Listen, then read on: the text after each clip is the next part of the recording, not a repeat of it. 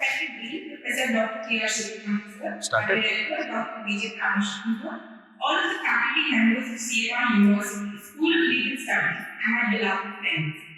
I, Kima Ashwar, a student of third year LLB, on behalf of CMR University School of Legal Studies, welcome you all to this engaging session based on the theme Digital Literacy and its Relevance in the Contemporary World. Today, we are honored to have with us our guest speaker, Mr. Thirumala Arohi, Senior Vice President, Head, Education, Training, and Assessment Infosys.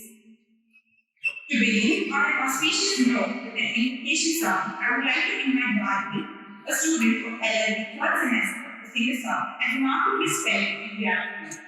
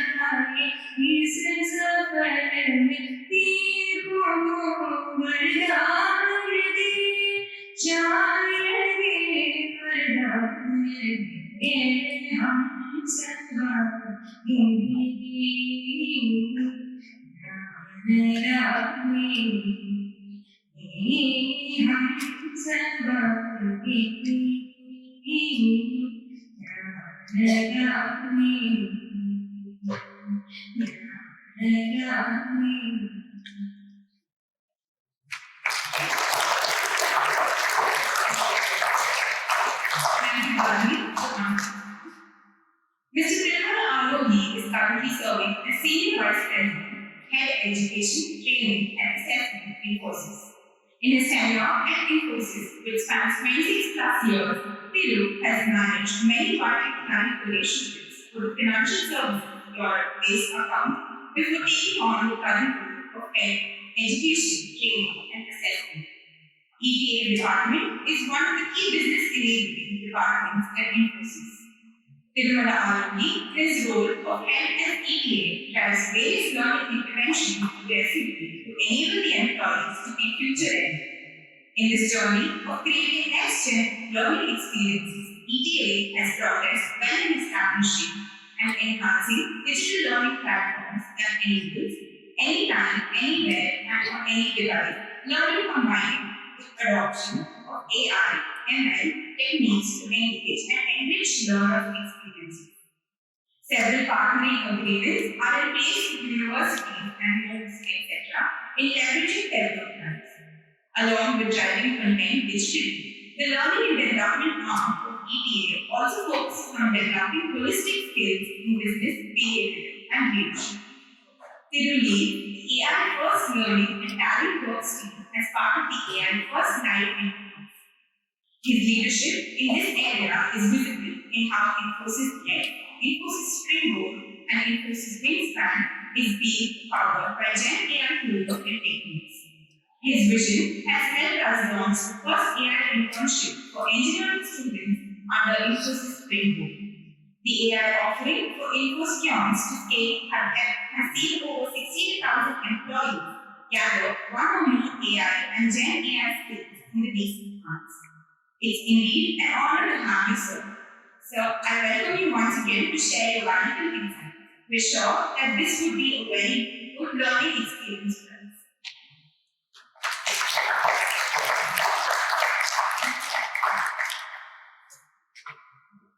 Hello friends, can you hear me? Yeah, I don't have any presentation to present to you. So I don't know how many of you are used to listening to someone for some time and getting in. So most of the time I realize whenever I do these kind of sessions, if I just present the slide, most of the focus is there. And I will genuinely like that kind of things. First of all, thank you for inviting me here. It's a privilege to come here and discuss with you what we are seeing as digital literacy. And I think I'm pretty sure for most of you, what is digital literacy is something that I don't like to kind of articulate. And you're all what we call in our language, we call you as digital natives. Right? How many of you have waited in a line to take a history call or do a history call? There are some of you. Most of you would not have that, right? So you are born and brought up with what we call as digital technologies, digital systems, digital apps, and everything. Right? Is anyone still using an analog alarm? Everyone is using only a mobile, right? And there will be more than 4 or 5 alarms with space 1 minute, 2 minute kind of thing. But what I'm trying to do is, interestingly, what we're seeing is every industry is basically getting into what we call as adopting complete digital technologies for their own survival and for their own growth. See, why am I here talking to a set of law students, even though I'm coming from an IT background, or IT company? The advantage that we have is we work with almost every industry, right? How many different industries are there? If you can do a grouping of different industries, the financial services industry, the communication, media, entertainment, manufacturing, auto. So if you look at all these industries, in the last 4 to 5 years, every industry is talking themselves as if they are a digital company. They are not talking themselves as a manufacturing company. Banks are not calling themselves as bank, I am a bank or something. They are all looking at themselves as a digital company because they realize that the only way they can make competitive advantage for themselves is to kind of address the consumers, which is most of you, right? Most of us who are already digital natives and our experiences are driven around that. Do you agree with that? So do you like to have experience with something, if it is a retail product or if it is a manufacturing product or even if you are going for banking services, if you don't like anything that is being offered on your mobile, you pretty much don't go for it, right? You give a feedback, there's a Twitter hangout that happens, people give feedback almost everything online. There's nothing like going to a branch and doing things. So what we realize is, digital literacy is becoming an important element, no matter what faculty, what discipline, what studies you're doing. Everyone is expected to have a good understanding of all the digital technologies and their ability to help you serve your business better. If you look at your own field, if you talk about law, how many of you are already using ChatGPT here? Where are you using ChatGPT?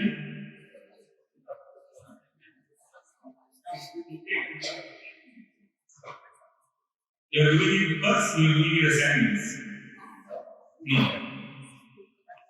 Correct? So what is ChatGPT? It's an AI. What kind of AI? It's for generative AI. So the reason why I'm talking about it is, recently there was I think the news around how the entire legal affidavit and legal representation was based on something that ChatGPT has given, and it was all based on hallucinations. There's a term called hallucination, where some of these technologies they can hallucinate. They don't have direct answer, they actually make up things.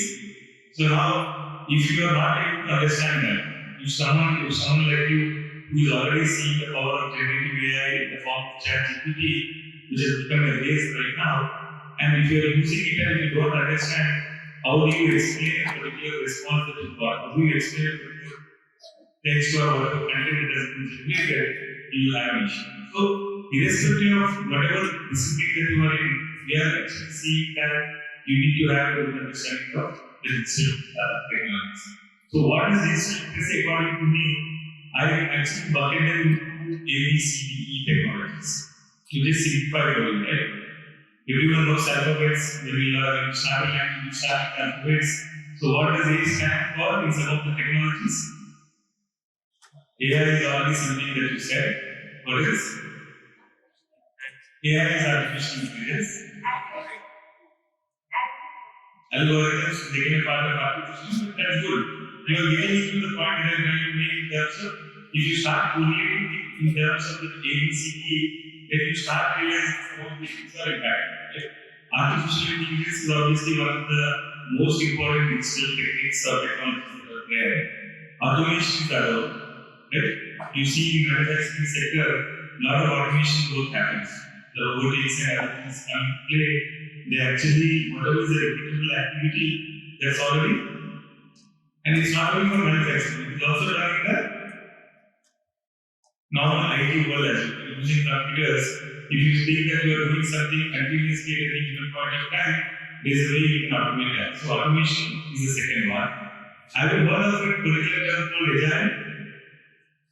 Agile. What is agile? Agile as a translation is something which is quick. So agile what happens is any work that you do, irrespective of any whichever industry, agile technologies are something which helps you to kind of do your things in a methodical manner in a set of smaller iterations. So suddenly, let us say someone says that you have to do a particular work and you say I will do it over a period of 6 months. 6 months is a too long time to accomplish anything. So what does agile technology talk about is they tell you to kind of send your entire work into smaller tasks and complete it every 2 weeks. What is the advantage of doing it every 2 weeks? There is no surprises in the area of 6 months. Again, I try and correlate it with your own work, right? If you are taking a case, if you are working on a particular case, creating your own arguments and everything, if you are trying to close a particular set of activities in a faster time, then the more the ability is there for you to kind of avoid any surprises when you are waiting for the final year end. So agile technologies, there is one important term that I want all of you to kind of break down, go and look at it. There's something called Kanban chart. What does it do? Whenever you go into any place, if someone is doing some work and you don't necessarily need to ask the person what is happening, typically what you have some kind of dashboards, right? If you're going there, I was there at Professor's office just now, I saw a lot of awards there. And that automatically gives me an impression without sir telling me, we have the runners up here, we have the winners here. What is it happening there? What is exactly happening there? There is some information that is actually put in which anyone can quickly grasp. You're getting my point. So agile is another way where if you are doing any work or if you're trying to basically understand, see how you can represent these things as information mediators so that you don't necessarily have to take time out to explain what you are doing. So this is another digital technique or technology called agile. The next one is what we call as analytics. What does analytics mean? What is analytics? Studying the data and making some meaningful inferences for patterns. And that is again extremely important for you. In case of legal and law students, what does analytics mean? So if you have different judgments or if you have different laws, policies, corporate or government, if you have to know what kind of things happen, if you kind of agree in a certain way, where are the judgments happening, so you have some kind of patterns visualized in form of analytics. And if you do not have that, the problem is you will be losing out in terms of having the judgment when you go in. So no matter again, even if you're not mathematics students or even if you don't like mathematics, Analytics is something where you use elements of mathematics but visualize in such a way that no matter whether you have a background in that skill or not, you can still use it in your own mistake. But the perfect example of analytics that everyone in the world uses. If there is a data, what is it that we use today to create some kind of dashboards? Huh? Everyone is using that application today. You have some data given to you, and someone says, give me some analysis of this. You put that into Excel, Microsoft Excel, right? Have you all used Microsoft Excel? And you can use that better now to solve. But the good news about Microsoft Excel is it's not only representing data into the columns and rows, but it is also giving you pivot. It also allows you to collapse data. It allows you to aggregate lot of capabilities are there. And I'm pretty sure everyone in this industry uses it. Everyone in every industry uses it. So that's an example of analytics. Now, if you come to B, what are the different technologies in B that you would have heard of? Biometrics. So any data or any technique. Before biometrics, you call it big data. You have heard of the term called big data? So big data is what? Go ahead, please. Processing the data, like industry is processing the data. So big data basically means going from previously, what used to happen is the data was limited. The data was limited when you start doing it in a structured way. It means tables, rows. But the real-time data is never tables and rows. What are the examples of real data? Some images, right? Some videos, some kind of painting that is there somewhere, maps, or Excel output. So what happens is big data is something where the data is not anymore structured. It's not just simple rows and columns. Any data, any form of data that can be read and should be read to be able to make meaningful inferences. So big data, again, you don't have to get to the specifics of it, but what does big data allow to do is get into all these other things. Someone has to store biometrics.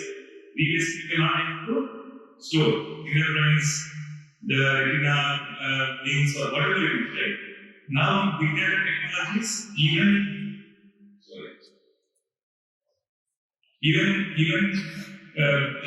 things you could not have imagined, you can store it, literally query on it and everything. So big data is first one. What are the other digital literacy technologies starting to be? Any work that gets done across multiple stakeholders, multiple companies, multiple geographies, there is technology which is used to do the supply chain mapping and everything. Have you heard of technology? Have you heard of something called blockchain? So blockchain is again another important thing I think everyone should know. Right? These are things that you should not get into in depth. These are things you should know what are the use cases of this technology and in your profession, how do you understand? So tomorrow, let us say you are trying to get into an education that you are trying to help address, and the particular technology uses blockchain to kind of do all the ledger work and all the distribution that happens of the ledgers, you will not be able to easily decipher that. They are all encrypted, they are all put into distributed ledger ecosystem. You know what about Bitcoin? More than blockchain, Bitcoin is something that maybe software investing money also. Anyone investing into Bitcoin? And one gentleman is there. So you are enjoying the Bitcoin experience? So all of you should talk to him later on to find what exactly the Bitcoin investment is doing. But think about it, right? These are all things, Bitcoin and blockchain are part of the same technology. It's not about distributed ledger, where it allows you to easily scale up things. If today you go to a bank and do a transaction, you go into your passbook or your account, entries are there. But that can be first. Whereas blockchain and Bitcoin, there is no way you can manipulate it. Once it is put into a record in a ledger, there is no way to manipulate that. So blockchain, big data, what else? And then there is another thing called C, like in the element of C. All of you again should be aware of this. What does C stand for? Some of the technologies. Cloud. What does cloud do? Everyone knows, right? Because everyone's data is cloud now. Whether it's Apple Cloud, whether it's Google Cloud, whether it's Microsoft Cloud, the data is always in cloud. And it has become extremely cheap, right? Previously it was very costly. So cloud and cloud computing is a big thing. Again, you need to understand. What is that you need to understand? Not the intricacies of it, but how the data gets stored in the cloud. How do you retrieve it? How does it actually get propagated? So anything to do with that is what we have an example of digital technology in the area of cloud and cloud computing. What is the important thing in C? Cryptocurrency again will come into the same blockchain. It's good. What else? Again, legal and law students should definitely be aware of this because you will see a lot of litigations coming in that. What does the C stand for? Sorry? No, organization, please. Cybersecurity. Cybersecurity, you have one, right? What does cybersecurity say?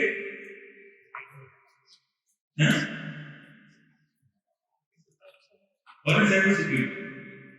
Everyone knows security. Physical security is all about how do you protect your premises. Cybersecurity is how do you protect your digital assets. Any digital asset, how do you protect it? And all the digital assets are in different forms, whether it is data, whether it is application, whether it is network, whether it is firewall, or whether it is infrastructure. So cybersecurity is another thing. Please, you don't again have to go in there to understand what that cybersecurity is. Then what does D stand for? Anything to do with DevOps, digital design thinking, all of this basically comes data related security or data encryption, all of that comes with that. And last one is E. What does E stand for? Sorry? Encryption comes in cybersecurity. So again, it's a good thing. Again, as I said, there's nothing right or wrong. Encryption is again another digital technique. Have you heard of edge computing? What is edge computing? What does edge mean? Edge means the end of the particular device. Edge is a form of a device. So edge computing is another thing you should be aware of, which is nothing but, in other words, it can be called as IoTs. What is an IoT? Internet of Things. So sensors or anything to do with some devices which are basically somewhere in the field, but they are intelligent enough to start transmitting data. So previously what used to happen is all the digital literacy was thought to be confined to the computer center, internet and everything. But with a lot of these devices which are called sensors and the readers and everything, they are now in the field. So if you look at agriculture or if you look at your own home ecosystem, right? Most of you may have seen the home automation, right? What is happening is it senses the temperature and automatically the AC gets switched on. And it senses the humidity and it does something. So IoT is basically that technique called edge computing. So my point of if you are trying to understand the digital skills or digital literacy, what we do is when we talk to employees or we talk to even students, even school students, we tell them introduction to all these ABCDE. And then we link them all and say, in a particular industry, how does ABCDE work? So if there is any interesting field that you may have, let's say, if you take banking as an example, you should be able to say that you know all the digital skills or digital technologies used in bank in terms of ABCDE is so and so. Right? And similarly for this. So now, while all of this happening last 6 months or 8 months, when did ChatGPT get launched? November 22. November is the time. And it has really taken everyone by surprise. Everyone is talking about it. Why is it surprise? Because Yeah, because AI is always supposed to be something which used to classify or which used to do a deterministic techniques. Meaning I can only say this is apple, this is orange, this is whatever, and you write programs and algorithms in that. Whereas for the first time, not first time, the day before, but it was made very easy for any layer to kind of go into the prompt, and basically you get everything generated, which otherwise is not possible. What exactly is happening here? We know in generating AI, when it says generating content, what exactly is happening? Do you think it has some kind of heart and it has some kind of intelligence to be able to tell you all the generated content that is being done? It is using a lot of data, billions and billions of data. And what it does is, it tells if this is a word, the next word potentially is this. So if you ask a question, and in that question if there is a word, it takes a word and it takes the next word. It actually says, in the next can be box or in the system. So it is nothing but it is using extreme power of computing to be able to predict the next word. And in the process, it is taking a lot of data that is there, billions and billions and billions of data, and it is able to generate this text. And that, the problem unfortunately is it can hallucinate. Hallucinate means even if there is no information about certain thing, the system can actually tell you something. You have tried to do that. Right? A lot of places where so generating is becoming extremely powerful. So what is the generation content look like today in ChatGPT? It's only text. But there are other forms of generating AI. What are those? Music. It can create music. It can create images. It can create pretty much everything. So that's the problem for you going forward, right? How do you know what is real versus what is fake? Deepfake was there before, but deepfake was not necessarily using the generative AI before. They were using other techniques, but now you can do voice cloning. For example, if you just go into Microsoft Technologies on the cloud and you say that I want to do voice cloning, you can just put in some voice samples and your voice can be cloned. And you put a face or you put your video, you can automatically make it lip sync. So the combination of these two can be done as a deepfake. So interesting times are there right now. As I said, every industry is moving to become a digital company because that's the only way they can address the consumers of their business. But in the process, a lot of vulnerabilities, a lot of challenges, cybersecurity related issues, administration, governance, compliance, all of this is going to come in. And my personal view is maybe last 2 years of the legal education is the best place for an amalgamation of all digital literacy skills to be embedded because you see already because of ChatGPT, many of the countries are already coming up with laws or policies. And the policies are telling that if you are using any content generated by ChatGPT or generative AI, you need to attribute it. But the problem with attribution is it doesn't give you the source. If it doesn't give the source, how do you attribute it? So a lot of those kind of challenges are going to come in, and my request for you is to start understanding some of this. And the reason why I'm talking about this is, as an important initiative from Infosys, we have launched a program called Infosys Before, which is our endeavor to provide a lot of quality content in an open free digital platform. And we have given it to everyone in India to kind of make benefit of or get benefit of. So there are 20,000 courses that are there. A lot of courses are in beginner level or ABCD programs that I talked about, and there are enough use cases that are there. And we are also going to launch a generative AI capability to that. So my request for you is to see outside of what you are doing, please look into what Infosys is giving, and so many other companies may be participating in this in terms of understanding what are some of these new digital skills, the technologies, and then how does it pan out in the respective industry that you are going to part. So that's what I want to cover, but anything else, if you have questions, I will be more than happy to answer.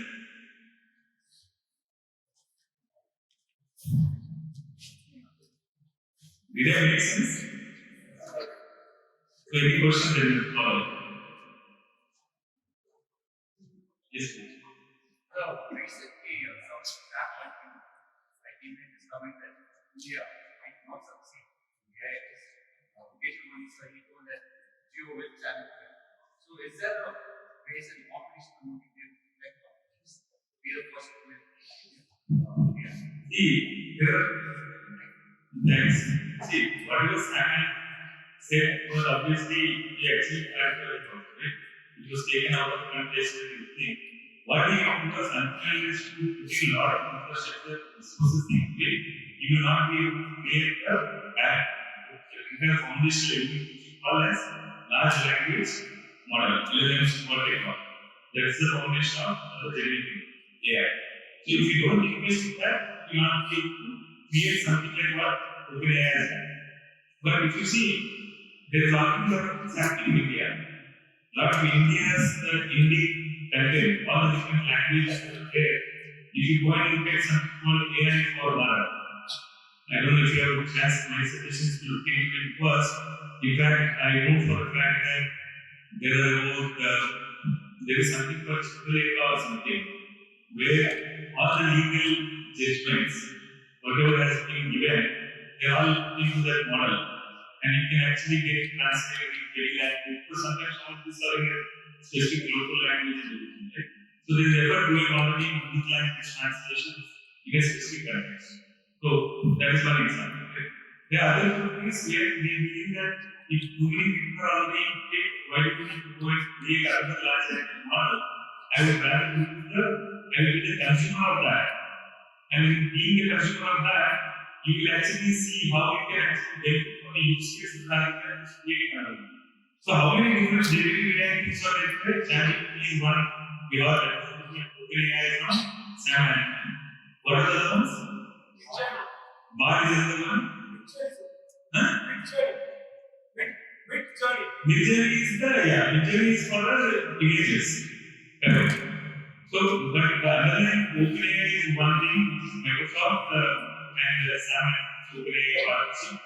Bar is from Google, Llama is from Facebook. So all of these AWS seminar is already coming up together. So you don't necessarily need to just deliver it for sake of all specific go and say I will create for LLM. Because what happens is that underlying data is the same. So if you see Google has access to all the Google whatever you create as the internet, right? Same thing OpenAI has everything. So after a point, you will not be able to make best fit. So there are two concepts called narrow transformers. Have you heard of the word transformer? What is a transformer? What is a transformer in the context of AI? So these are all GPTs. You have all GPT-4 and all that. The T stands for transformer. So what they have done is they have taken this 1 trillion, 180 billion, 250 billion. You will see all this correction being followed out. They have taken so much of data, made it work with this engine, and then they have created a model. But what we are seeing is if you create a narrow model, which means if there is a company like Infosys there, we have our own data. That data is not the public. So whatever LLMs are there, they are accessing public data. But they will not be able to give you great advice if you are trying to, let us say, CMR school ecosystem. So CMR will have its own data, all the previous records and everything. You create what we call as a narrow transformer using the same foundational LLM technology, but then it actually can come up with responses which are CMR. That becomes much more valuable. So the more narrow the transformer is, the more effective it is. So, yeah. Does it answer your question? Yes. Thank you, sir.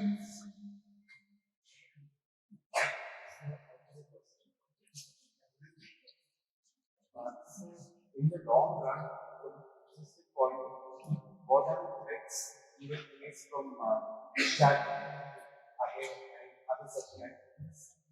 You see, the question is what are the futuristic threats that we face because of technologies like ChatGPT? See, the biggest threat is the hallucinations, which means the wrong information is spread. And once the wrong information is spread and you accept it, then it can result into a lot of unfortunate incidents, right? If someone is going and going into a particular judgment, the case that I was talking about, entire material has been prepared with a false narrative. If you are taking it as your right data, it logistic information. The second is the deepfakes, which we talked about. The problem is a lot of impersonation, delivering the misleading of a character of an individual government's information, all of that can actually go wrong. Think about it, right? Just as an example, if any government is using generative AI, and in that, if you are depending on generative AI, the question is asked, do you think India is good or Pakistan is good? Let us say. And in Indian context or whatever generative AI is good, if they say Pakistan is better, then what can actually happen? So you have to be extremely careful in terms of how the generated content is validated, how it is responsible, what kind of response it should give. And you will see this, right? Something in ChatGPT, if you go and put a offensive thing, it actually tells you, right? Sorry, as a generated language. But that is all something that they have coded in. So they have to put saying anytime you get this kind of language, don't give a response. And there are a lot of other stories that you could see. Sometimes there is a story around how a ChatGPT basically has written the entire answer. And once it has written the answer, it realizes that no, it is bordering on a problem. It actually goes and deletes itself before the answer is put in. So those kind of things we have to calculate. Otherwise, what happens is impersonation, delivering the misleading of facts, hallucination, creating a lot of confusion, and all of this can happen. So that's where compliance is calculated. So almost all countries in India recently data data empowerment and compliance act or something like that, which is around how we use data, how to store resources, all of that can happen. It can really be a problem. That is where I think most of you will come in play to see what exactly the source of data is, it real, how we validate this real data.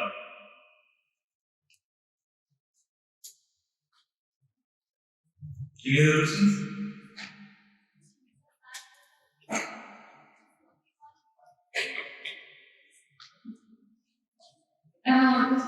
So I have heard of a company which is working on encoding feelings in a particular area. So what's the need of it? And isn't it like making it more complicated and disaster situation? No, in that way, again, I'm just trying to simplify it. There's nothing like weak feelings in AI. In that way, it's all about manipulating the word. If you basically use the word saying angry, AI knows that angry is something for a feeling upset about things or not being happy. So it understands that. And what happens is nothing but a sentiment it understands. So when someone says they're interested in feeling into it, all they are trying to do is create enough logic around the words and the meanings of those words, then you put them together to be able to tell AI saying, don't use language like this, or talk like this, or read the text like this. Don't think it is going to be anywhere about really having its own feelings or sentiments or anything. So the actual work is going on to make AI more thinking itself. So once it starts, So that is what everybody is worried about. Yes, Father AI and everyone is talking about then he's talking about that is called singularity movement. So if you really can talk about it on its own without responding to a query, that is when there is potentially a problem. So today that's the good news, right? What distinguishes humans versus AI is you have to go and put in a key words in ChatGPT for it to be able to tell you something. Whereas in ChatGPT can't see. Maybe tomorrow, if it has a camera, it automatically knows to switch on the camera, see your face, and say that you're happy. All of that is possible, but it is not proactive today. The capability is not there yet. It is only responding to your query. If it comes there, then it's a problem. That's what people are speculating. Is it possible? Some people say it's not possible, some people say no, it is possible. And that is what they feel is the end of the world and the end of whatever that we talk about, the judgment there. So that I don't think we need to worry. The important thing we need to worry about is what differentiates human versus AI. So I can actually see the room without any camera. I can see some of you engaged, some of you are not engaged, and I can talk. AI can't do that. For me, to have AI do it, I have to take photograph objects, feed it to the system, and then we will all the faces and see who is engaged, not engaged, and gives you the response. So if it can do it by itself on its own, why are you saying I'll take a camera somewhere, take a picture of all the people in the room, and then basically create a hypothesis? Then, okay, obviously there are people who are working on it. They are thinking that, can I make AI think? Can I make AI act on its own without getting prompt? But say it's a kind of divided world there.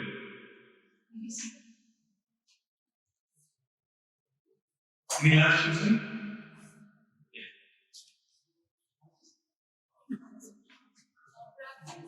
So my question is regarding the field of medical science.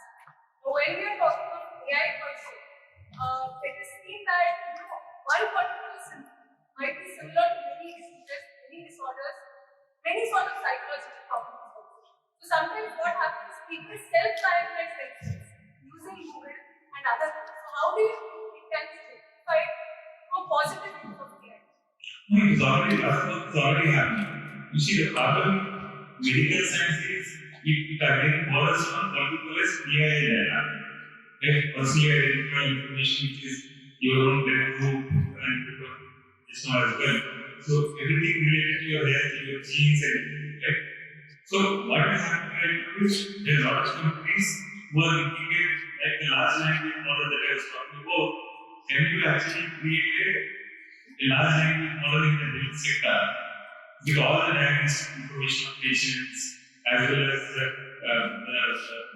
X-rays, the reports, the doctor prescription, doctor observation, and from there, can you actually create an equivalent of ChatGPT for healthcare? The problem again is there is no sanctity. So today, for example, if you go to a doctor and the doctor says, "What is your age?" I say my age is 25, but I am 24. Because we don't necessarily think too much about that, right? And or someone says that if the lab with the diagnostic guy is putting instead of male and female, then that automatically leads to that problem. So there's a lot of usage of AI in medical field today, for sure, especially in the robotic surgery, repeatable activities that can be easily done. But when it goes into diagnostic or even symptomatic symptoms checker as well as giving the prescriptions, there is a problem because underlying data is no guarantee that it's absolutely foolproof. If it is not foolproof, despite the fact that there is a technology and because of the manual entry that someone does, if it is burned by cost, then you are basically putting your entire judgment based on wrong data. But what is happening right now is, I know for a fact that there are some healthcare companies, or including hospitals, they are trying to see if they can create a healthcare data ecosystem, which will be open for public, not for doctors or anything, just to kind of do research, just to see if there is a way for you to kind of build upon it rather than directly use it for prescriptions. But you got the point around the problem, right? You go to a village, there's absolutely no sanctity in terms of what they put on a paper. And sometimes they put it on a paper in the local language, they misinterpret the local language to some other thing in English. So these things first we have to clean up. Until this we have deep version of it, we can't really use it for many other things. Okay? Thank you so much for taking that.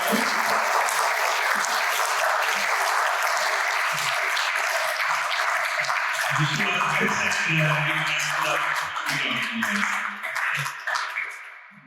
And my heartfelt gratitude as I propose to vote of thanks on this remarkable occasion. I, Hima Ashar, a third year LLB student representing CMR University School of Legal Studies and the entire CMR fraternity, would like to express my sincere appreciation and thanks. First and foremost, I would like to convey our deep sense of gratitude to our esteemed guest speaker, Mr. Thirumala Arohi, Senior Vice President, Health, Education, Training and Assessments in Infosys. We truly honor that Sir has taken time out of his busy schedule to grace us with his presence. Your insights and wisdom shared with us today serve as a great source of encouragement for our future endeavors. I now request our Dean to felicitate our guest.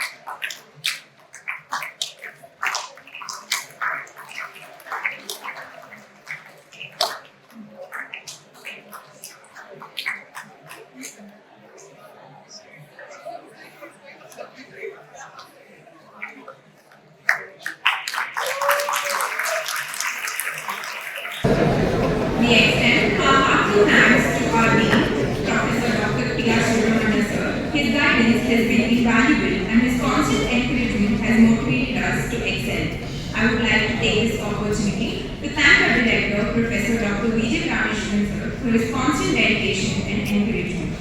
Last but not the least, I would like to express my sincere appreciation to all the students present here for your cooperation. Your collective participation has contributed to the success of this event. Once again, I extend my heartfelt thanks to all for your kind attention and participation. Thank you and have a great day.